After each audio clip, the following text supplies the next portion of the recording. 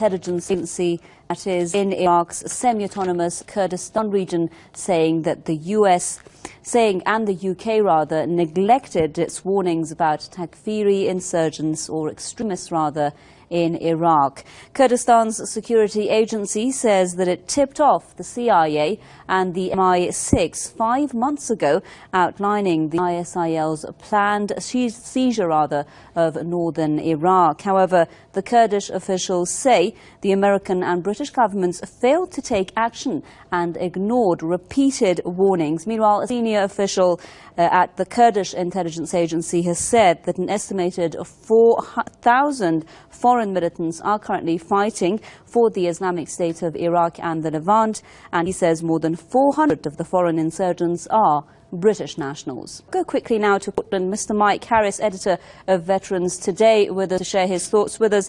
Mr. Harris, I'm not sure if he's still with us. Yeah, there he is. Thank you so much for being with us. Now, first of all, tell us why the US or the UK would have wanted to ignore these warnings. Was this something that you would blame for as deliberate action?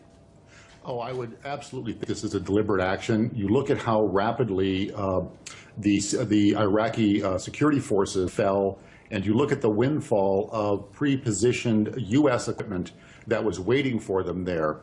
It appears, if we had to infer, that the U.S. was complicit, had foreknowledge of this, and pre-staged this equipment so that the ISIS forces, the ISIL forces, could then roll up Iraq and then march on into Syria, because the U.S. and Israel have been trying to topple the Assad government, which is, by the way, just went through a legitimate election and is ruling by popular consent.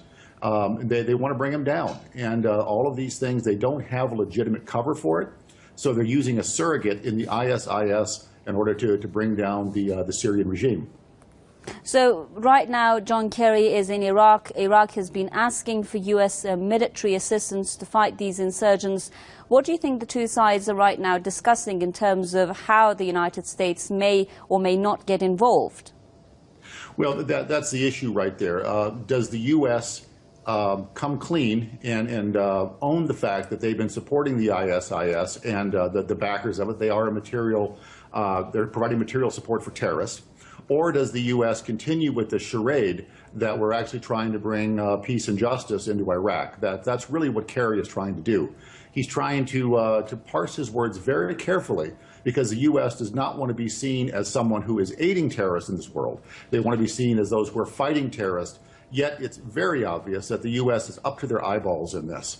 And a further complication is the fact that the ISIS it's been revealed that they have access to nuclear weapons. This is probably from the missing U.S. inventory, the 350 missing U.S. nukes that were stolen from U.S. inventory due to be decommissioned.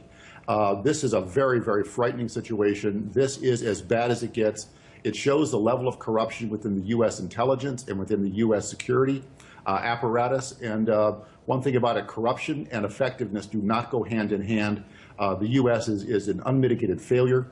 As far as this goes back to the Bush regimes, and we need to clean house in the U.S. The U.S. government needs to clean house. We need to have a purge of all of those who are involved in this nuclear proliferation around the world.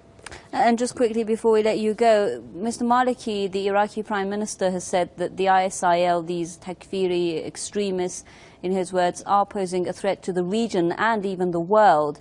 Do you see this rise of terrorism in Iraq, in Syria, as a sign that we're going to see more regional terrorism, even affecting the world?